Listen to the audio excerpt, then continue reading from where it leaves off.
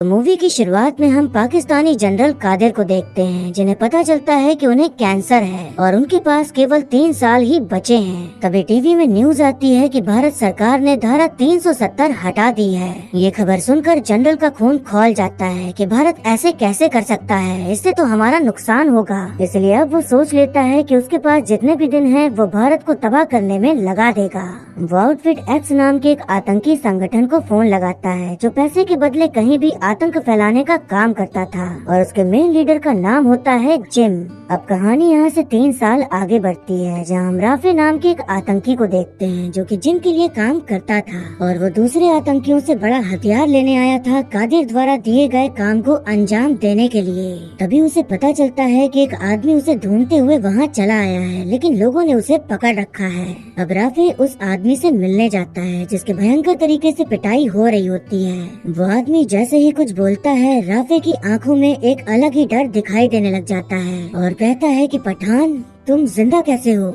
इतने में पठान उनके चंगुल से आजाद होकर फुल एक्शन मार धाड़ और धूम धड़ाका करते हुए वहाँ पर मौजूद सभी आतंकियों को खत्म कर देता है और राफे को अपने कब्जे में लेकर रवाना हो जाता है। अब हम नंदनी नाम की एक महिला को देखते हैं, जो कि जोकर नाम की एक सीक्रेट संस्था की हेड होती हैं और ये संस्था रॉ के अंडर आती थी और उसी के नियमों का पालन करते हुए इस संस्था में सारे काम होते थे।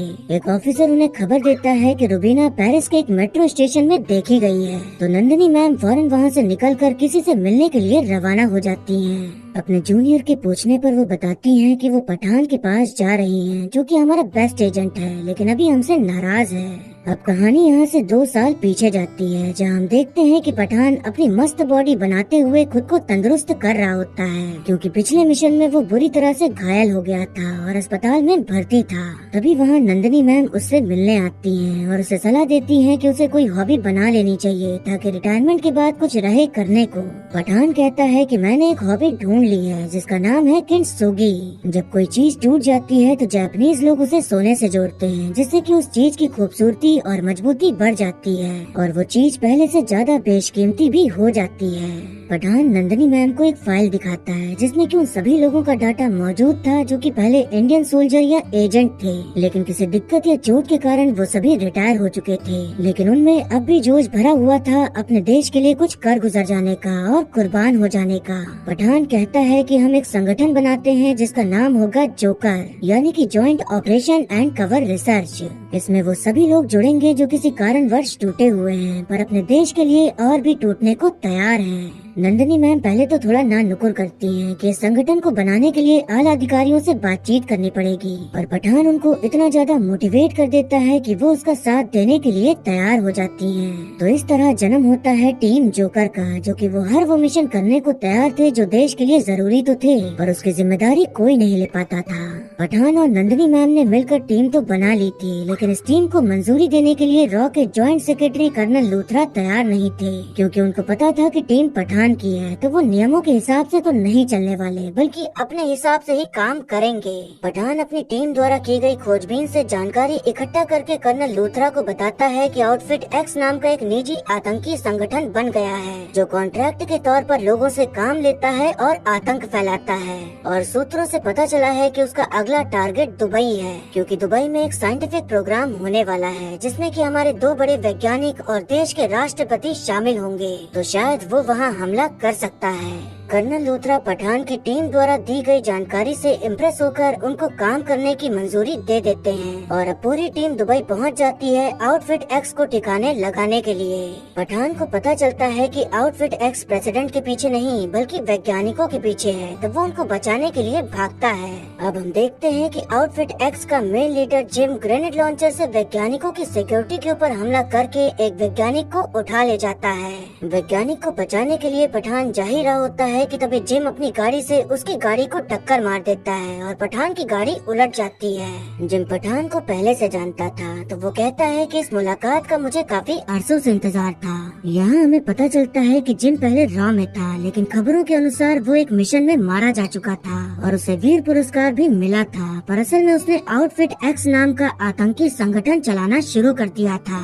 जिम वहाँ से निकलने से पहले कार में आग लगाकर उन लोगों को मरने के लिए छोड़ देता है, लेकिन लेकिन पठान और उसका दूसरा साथी कैसे भी करके बच जाते हैं, पर तीसरा साथी देश के लिए शहीद हो जाता है। उसके साथी के मौत के बाद पठान अब और भी गुस्से से भर जाता है और जिम का पीछा करते हुए उसे रोकने की कोशिश करता है। फिर उनके बीच भयंकर तरीके से लड़ाई होती है, पर जिम अपनी चालाकी दिखाते हुए वहाँ से भाग निकलने में कामयाब हो जाता है। अब कर्नल लूथरा जिम के बारे में बताते हुए कहते हैं कि कबीर और जिम दोनों हमारे बेस्ट एजेंट्स थे।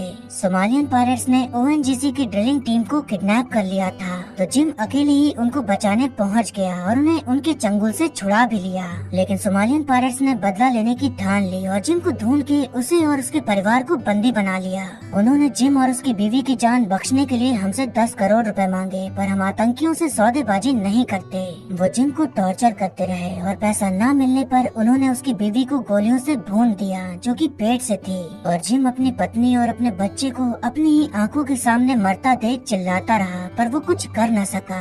हमें जिम की बॉडी नहीं मिली तो हमें लगा कि वो मारा गया। बाद में जिम को वीर पुरस्कार देकर सम्मानित किया गया। पठान कहता है कि आपके डिपार्टमेंट को तो फंड्स की कोई कमी नहीं है, तो आपने उसके और उसके परिवार के लिए पैसे क्यों नहीं दिए? कर्नल कहते हैं कि फंड्स हमारे निजी इस्तेमाल के लिए नहीं होते हैं। पठान कहता है कि अगर अभी किसी नेता का परिवार होता तो आराम से दे दिए जाते। कर्नल कहते हैं कि कमजोर लोग घुटने टेक देते हैं, सोल्जर नहीं। पठान कहता है कि अब वही सोल्जर हमें घुटने के बल चलाने वाला है। वो सही गलत अच्छे बुरे के आगे जा चुका है। आपके एक फैसले ने उसकी आंखों में उसका हर गुनाह माफ कर दिया है और अब वो नहीं रुकेगा।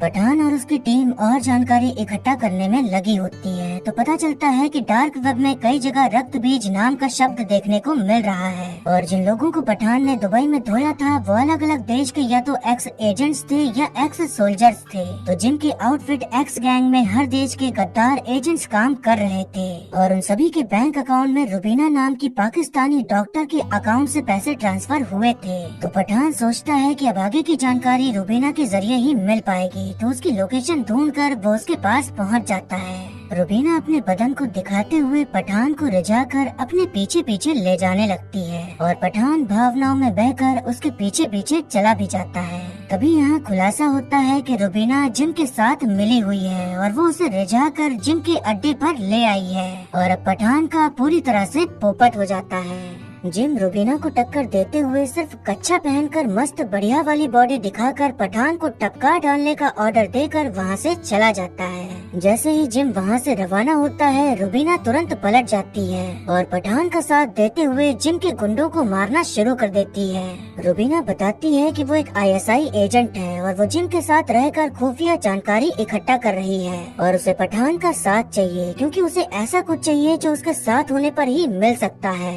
इस लड़ाई में रुबीना को गोली लग जाती है, तो पठान उसे बचाते हुए वहाँ से निकल जाता है। अब अगले दिन जब रुबीना को होश आता है तो पठान के पूछने पर वो अपने बारे में बताती है कि मेरे पिताजी मिडिल ईस्ट में पत्रकार थे। थोड़े ज्यादा सवाल और सच छापने पर उन्हें टॉर्चर किया गया। फिर उसके बाद मैं अपनी अम्मी के साथ पाकिस्तान चली आई, जहाँ मैंने मेडिकल कॉलेज ज्वाइन कर लिया और फिर डॉक्टर बन गई और फिर उसके बाद ISI एजेंट बन गई। रुबीना बताती है कि रक्त बीज नाम की कोई चीज है जो कि रशिया में है, जिसके पीछे जिम पड़ा हुआ है। 7 दिन बाद जिम रक्त बीज की डिलीवरी लेगा और उसके बाद जो होगा वो बहुत बुरा होगा, इसीलिए रक्त बीज उसके हाथ न लगे उससे पहले उसे हमें चुराना होगा। पठान कहता है कि इंडिया और ISI के बीच कुछ खास बनती नहीं है और तुम एक बार मुझे फंसा भी चुकी हो, तो तुम पर भरोसा करना मुश्किल है, लेकिन रक्त बीज के बारे में जानना भी जरूरी है, तो तुम्हारे साथ आना ही पड़ेगा। अब दोनों लोग रशिया पहुंच जाते हैं और तब पठान एक बिल्डिंग को दिखाते हुए बताता है कि यहाँ पर एक बहुत बड़ी तिजोरी है जहाँ पर रक्त बीज हो सकता है, तो हमें उस तिजोरी में घुसकर उसे चुराना होगा। दिक्कत बस ये थी कि उसे खोलने के लिए एक ताले और चाबी की जरूरत थी, जो कि अलग अलग इंसानों के पास थे। तो वो प्लान बनाते हुए ताले और चाबी को हासिल करने में कामयाब हो जाते हैं। एक दिन रुबीना पठान से पूछती है कि तुम्हारा नाम पठान कैसे पड़ा और क्या तुम सच में मुस्लिम हो? पठान कहता है कि मुझे नहीं पता कि मैं कौन हूँ या मेरे माँ बाप कौन हैं। वो बस मुझे एक मूवी थिएटर में छोड़कर चले गए थे। फिर उसके बाद मेरे देश ने ही मेरी परवरिश की और जब मैं बड़ा हुआ तो सोचा कि एक अच्छे बेटे की तरह मुझे भी अपने माँ बाप की सेवा करनी चाहिए, तो मैंने इंडियन आर्मी ज्वाइन कर ली। 2002 में अफगानिस्तान में हम US आर्मी के साथ ज्वाइंट मिशन पे थे और वो मेरा पहला मिशन था। US आर्मी को एक तालिबान तालिबानी लीडर के बारे में पता चला था, तो वो उसको मारने के लिए एक मिसाइल लॉन्च करते हैं जो कि उसके फोन की लोकेशन को ट्रैक करके उसके ऊपर फटने वाली थी। वो तालिबानी लीडर एक टीचर था जो कि मदरसा में पढ़ाता था और उस मदरसे में बच्चे थे। तो उन बच्चों को बचाने के लिए मैंने उसका फोन लिया और दूर फेंक दिया और हवा में ही धमाका हो गया और वो लोग बच गए। उस धमाके के चलते मैं पूरी तरह से घायल हो गया था और 1 महीने तक कोमा में रहा, लेकिन उस गाँव के सभी लोगों ने मेरे लिए दुआ मांगी। जब मुझे होश आया तब एक महिला ने मेरी बाजू पर तावीज बांधते हुए कहा कि अब से इस गाँव की हर दुआ तुम्हारे लिए होगी, क्योंकि तुमने बच्चों की जान बचाई और किसी पठान माँ ने कभी तुझसे ज्यादा बहादुर औलाद पैदा नहीं की। तो आज से हम तेरे और तू हमारा पठान और ये पूरा गाँव तुम्हारा परिवार। तो इस तरह पठान का नाम पठान पड़ा और उसे उसका परिवार भी मिल गया, जिनसे वो हर साल ईद पे मिलने जाता था। एक दूसरे की जिंदगी की कहानी जानने के बाद पठान और रुबीना एक दूसरे के लिए कुछ कुछ फील करने लग जाते हैं और अब उनके बीच अलग ही फीलिंग पैदा होने लग जाती है। अब अगले दिन 2-4 मुश्किलों को पार करते हुए वो दोनों तिजोरी के पास पहुंचकर ताला चाबी का इस्तेमाल करके उसके अंदर घुस जाते हैं और पठान रक्त बीज को चुराने में कामयाब हो जाता है, जो कि एक तरह का लिक्विड था। तिजोरी 1 मंजिल नीचे थी, तो पठान को ऊपर लाने के लिए रुबीना पाइप पकड़ाती है, लेकिन उससे पहले पठान से रक्त बीज ले लेती है। तभी रुबीना अपने असली रंग में आते हुए पाइप को जला के काट देती है और पठान नीचे गिर जाता है। यानी कि रुबीना अब तक पठान के साथ नाटक कर रही थी और वो अभी भी जिम के साथ मिली हुई थी। जिम अकेले रक्त बीज नहीं चुरा सकता था, इसलिए उसने ये प्लान बनाया और लड़की का झांसा देकर पठान को फंसाया और पठान एक और बार बड़ा वाला पोपट बन जाता है। पठान को अब हाई सिक्योरिटी वाली जेल में रखा जाता है, जहाँ उससे मिलने के लिए नंदिनी मैम आती हैं। नंदिनी मैम पठान को पहचानने से इनकार करते हुए कहती हैं कि ये हमारे साथ नहीं है और इसने जो भी किया अपनी मर्जी से किया। पठान को तो अपने ही लोगों ने धोखा दे दिया था, तो अब वहाँ की सरकार उसे ट्रेन से कहीं ले जा रही होती है, जहाँ बाकी कैदी भी मौजूद थे। उन लोगों ने पठान को मारने का प्लान बना लिया था, इसलिए सभी कैदियों को हथियार दे दिए जाते हैं ताकि वो उसे वहीं टपका दें। पठान लड़की के मामले में भले ही ढीला था, पर लड़ाई के मामले में पूरा कड़क था, तो वो अपनी सारी लड़ाई की टेक्निक इस्तेमाल करते हुए उन लोगों को मारना शुरू कर देता है। वो इतने सारे थे कि पठान उनके सामने कमजोर पड़ने लगता है, लेकिन तभी उसका साथ देने आता है रॉ एजेंट टाइगर और उनकी एंट्री होते ही थिएटर में पूरा माहौल बन गया था और सब चिल्ला उठे थे, क्योंकि करण अर्जुन 28 साल बाद एक साथ देखने को मिल रहे थे। अब यहाँ पर दोनों की जुगलबंदी देखने को मिलती है और दोनों ही धड़ाधड़ उन लोगों को मारते हुए ढेर करते जा रहे होते हैं। वहाँ पर हेलीकॉप्टर आ जाता है, तो वो दोनों मशीन गन लेकर उसे भी उड़ा देते हैं, लेकिन अफसोस कि वो हेलीकॉप्टर उस ब्रिज से टकरा जाता है जिससे ट्रेन गुजरने वाली थी। ट्रेन खाई में गिरना शुरू हो जाती है, लेकिन वो दोनों कैसे भी करके बच जाते हैं। टाइगर पठान से कहता है कि मैं एक बड़े मिशन पर जा रहा हूँ, तो तुम्हारी जरूरत पड़ सकती है, इसलिए जिंदा रहना। अब कहानी यहाँ से वर्तमान में आ जाती है, जहाँ हम देखते हैं कि नंदिनी मैम पठान के घर पहुँच जाती हैं और यहाँ हमें पता चलता है कि नंदिनी मैम जब पठान से जेल में मिलने गई थी, तो भले ही उन्होंने उसको पहचानने से इनकार कर दिया था, पर मोर्स कोड के जरिए उन्होंने पठान को जानकारी दे दी थी कि घबराओ नहीं, टाइगर आ रहा है। पठान जिम और रुबीना की तलाश में था, खासकर रुबीना के, जो कि उसे उल्लू बनाकर चली गई थी। नंदिनी मैम को उसकी लोकेशन का पता चल गया था, तो पठान उसी लोकेशन की मदद से रुबीना को ढूंढ निकालता है और उसकी कनपटी पर बंदूक तान देता है। पठान समझ गया था कि रुबीना ने जानबूझकर अपनी लोकेशन इतनी आसानी से पता चलने दी ताकि पठान उसके पास आ जाए, और अब वो उसके पास आ भी गया था। रुबीना बताती है कि जो रक्त बीज हमने चुराया था वो असल में स्मॉल पॉक्स वायरस है। जिम उसे इसलिए हासिल करना चाहता था क्योंकि वो उस वायरस को दोबारा फैलाना चाहता है, वो भी सिर्फ इंडिया में। उसने दुबई से जिस वैज्ञानिक को किडनैप किया था वो इसीलिए किया था ताकि वो इस वायरस को म्यूटेट करके उसे और खतरनाक बना सके, जिससे कि इंसान की मौत घंटे भर में ही हो जाए। भले इसकी वैक्सीन मौजूद है, पर जिम ने जो स्मॉल पॉक्स वायरस बनाया है उस पर मौजूदा वैक्सीन काम नहीं करेगी। वो इस वायरस को पूरे इंडिया में फैला देगा, जिससे कि सभी लोग मरना शुरू हो जाएंगे और इतनी जल्दी मरेंगे कि वायरस को किसी और शहर में फैलने का मौका ही नहीं मिलेगा। तो ये है जिम का प्लान, जो कि वो पाकिस्तानी जनरल कादर के कहने पर कर रहा है, क्योंकि उसने उससे कॉन्ट्रैक्ट लिया है। रुबीना कहती है कि मुझे बिल्कुल भी अंदाजा नहीं था कि मेरे अपने लोग ऐसे पागलपन पर उतर सकते हैं, इसलिए अब मैं जिम को रोकना चाहती हूँ। पठान उससे कहता है कि मैं आखिर तुम्हारे ऊपर फिर से भरोसा कैसे कर लूँ। रुबीना कहती है कि मैं तुम्हारी तरह एक सोल्जर हूँ और अपने वतन के लिए कुछ भी कर सकती हूँ, पर ऐसे मासूम लोगों को मारकर जंग जीतना मेरा तरीका नहीं है। रुबीना की बातें सुनकर पठान फिर से पिघल जाता है, लेकिन इस बार वो सतर्क था ताकि दोबारा उसका पोपट ना हो जाए।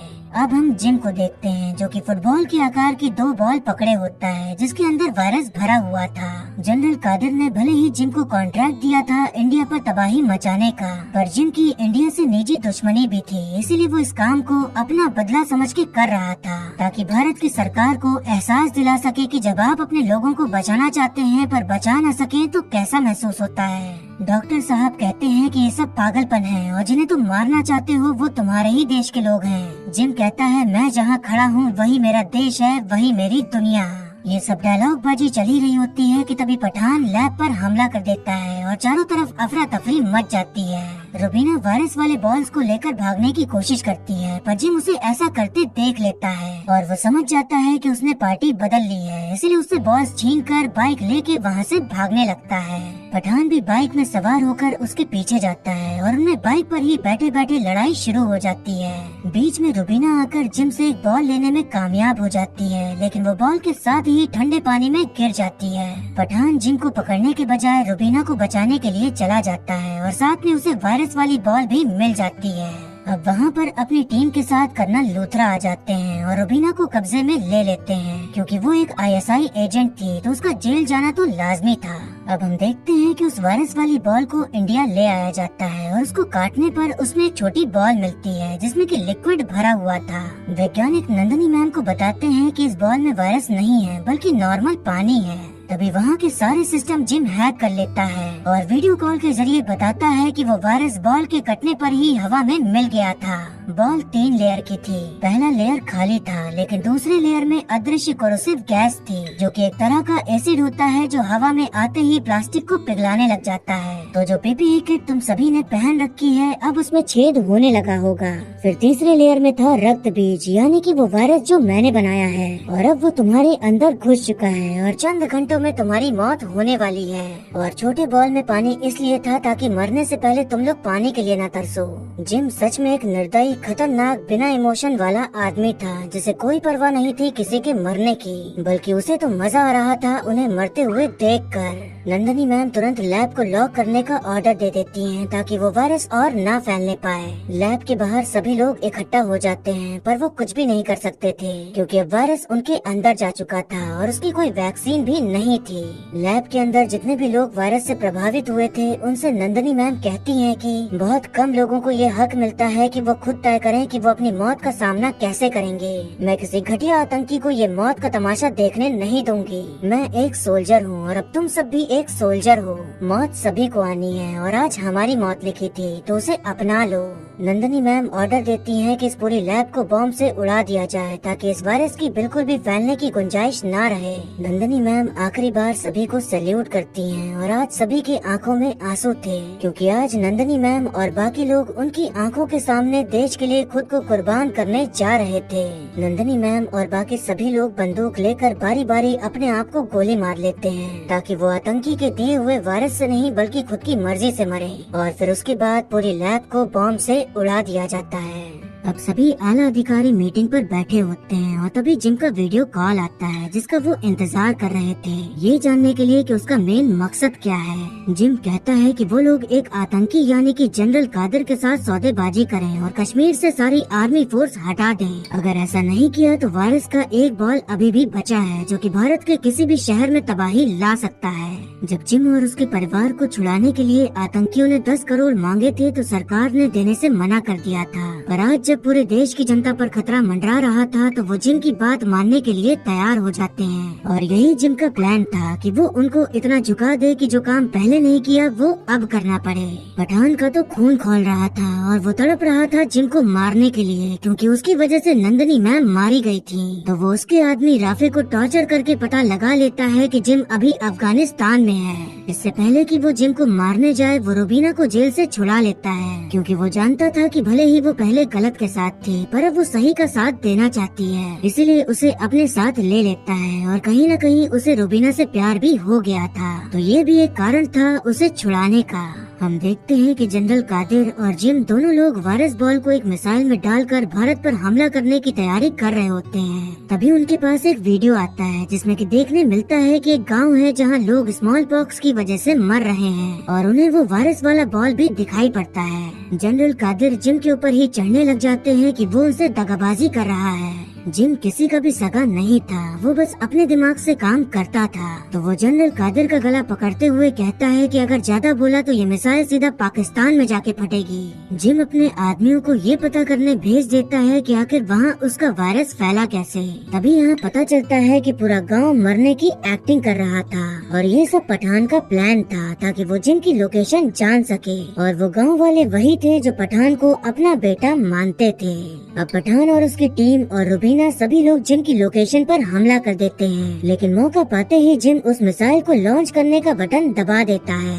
रूबीना मिसाइल को बंद करने की कोशिश करती है पर जनरल कादिर उसे रोकने लग जाते हैं, जिसके चलते वो रूबीना के हाथों मारे जाते हैं। उधर जिम सिंगल पर्सन जेट लेकर वहाँ से भागने में कामयाब हो जाता है, पर पठान का खून उसे मारे बिना शांत नहीं होने वाला था, तो वो भी जेट लेकर उसका पीछा करता है। इधर एक ऑफिसर मिसाइल को रोकने के लिए लाल तार काट देता है और किसी पुरानी मूवी के सीन की तरह लाल तार काटने पर मिसाइल रुक भी जाती है। रूबीना को एक मशीन गन दिखाई पड़ती है, तो वो उसका इस्तेमाल करते हुए दुश्मनों पर गोलियों की बरसात कर डालती है और सभी लोग ढेर हो जाते हैं। रूबीना को पता चलता है कि मिसाइल में वायरस वाला बॉल तो है ही नहीं, बल्कि वो बॉल दिल्ली में लैंड करने वाली फ्लाइट में है। कर्नल लूथरा फ्लाइट के कैप्टन से कांटेक्ट करके प्लेन को लैंड करने की अनुमति नहीं देते, बल्कि उसे शहर से दूर ले जाने को कह देते हैं। पठान और जिम हवा में ही लड़ रहे थे, लेकिन दोनों के जेट खराब हो जाते हैं, जिसके चलते वो दोनों एक घर में जा गिरते हैं। तब जिम बताता है कि अगले 6 मिनट में वायरस प्लेन के एसी से होते हुए पूरे प्लेन में फैल जाएगा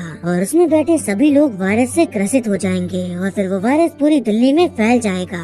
वो एक डेटोनेटर दिखाते हुए कहता है कि ये बटन दबाने से ही वायरस फैलने से रुक सकता है, तो अगर तुम मुझसे ये छीनने में कामयाब हो जाओ तो ही लोग बच पाएंगे। पठान पीछे तो नहीं हटने वाला था, तो वो जिम से भिड़ जाता है उस डेटोनेटर को पाने के लिए। उधर कर्नल लूथरा को इस बात की पुष्टि नहीं थी कि पठान डेटोनेटर के जरिए वायरस फैलने से रोक पाएगा या नहीं, तो वो मिसाइल के जरिए प्लेन को उड़ाने का ऑर्डर दे देते हैं। ये उनके लिए बहुत कठिन फैसला था, क्योंकि उस प्लेन में कई मासूम लोग सवार थे, लेकिन उस वक्त वो प्लेन किसी न्यूक्लियर बम से कम नहीं था, क्योंकि वायरस फैलने के बाद प्लेन क्रैश लैंडिंग करता और फिर वो वायरस हर जगह फैलना शुरू हो जाता। फिर देखते ही देखते पूरा शहर खत्म हो सकता था।